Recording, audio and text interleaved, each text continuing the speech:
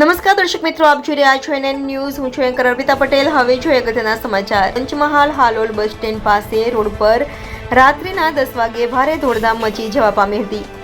દરમિયાન બે સાંઢ આખલા ગામ સામે બાખડ્યા હતા. સ્થાનિકો પાણી છાંટી જુદા પડવાનો પ્રયાસ કર્યો હતો, છતાં પણ છૂટા ન પડતા હવે ભારે દોડધામ મચી જવા પામી હતી. બગીચા સામે ચાઇનીઝની લારી ચલાવનાર ચાઇનીઝ ટાઉનના માલિક હેતુભાઈ જીવનભાઈ ચારણ આવીને લાકડીનો આશરો લઈને બે સાંઢને છૂટા પડ્યા હતા. ત્યારબાદ મામલો થાળે પડ્યો હતો.